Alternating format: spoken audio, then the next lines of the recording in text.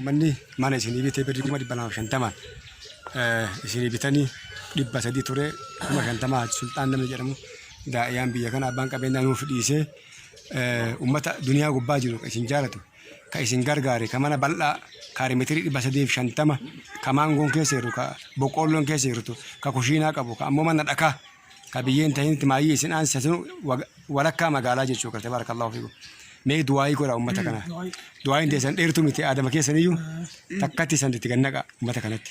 Siree jannata rabbi haa afuufi. Amiin amiin amiin. Jannata rabbi jannata keeritiin haa galchu. Amiin amiin amiin. Dunyaa isaa rabbi oliin haa deemu. Amiin amiin. Fayyaa isaa waliin rabbi oliin haa deemu. Amiin. Dunyaa isaa iimanaa barakaa keessa rabbi haa kaayu. Fayyaa rabbi haa kennuuf. Warra isin gargaarisan mara isaati. Mara rabbi haa kennuuf. Amiin. Mara rabbi jannataan haa galchu. Fayyaa rabbi haa kennuuf. Mara rabbi haa badadu. Amiin amiin amiin. Ulfaadhaa teessan du'aayin xiqqoo matanitti barakaa qaba. Kalaama tokkochatti rabbi qeebala kalaama tokkocha. Dhuga.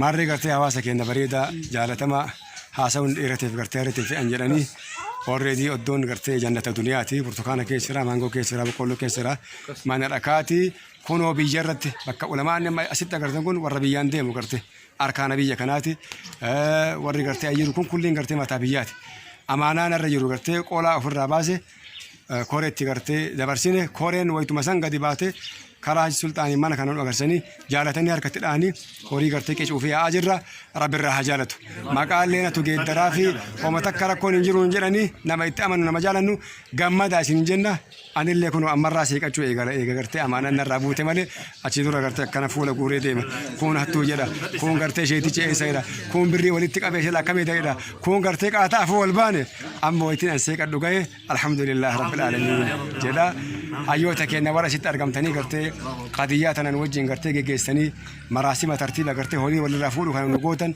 ka koree nu filtan ka fuulduratti ammoo akkoo teenya tana gargaarsiisuuf nu wajjin gartee filamtanii jirtan akkoo teenya tana inshaallahu ta'ala duniyaan guutuun gargaaruu muratte silkii goonee fi mormarra fanifne duniyaa gubbaa facaafne badhee dhaabannee ilaallaa gartan inshaallahu ta'ala yoo isaan rakkoon tuqe nutu gartee bira jira ummanni islaamii bira jira achii dura ammoo rabbi bira jiraachuu akka kana moo akkam isin maraa fiixaan teessan fiixaa diimataatu galatooma ulfaadha wayyamaa kun obboleessi keessa mubaarakaa gibdoleesis dalloo mannaarra assalaamu alaikum wa rahmatullahi wa barakaatuhu mana ayyoo guddoo irra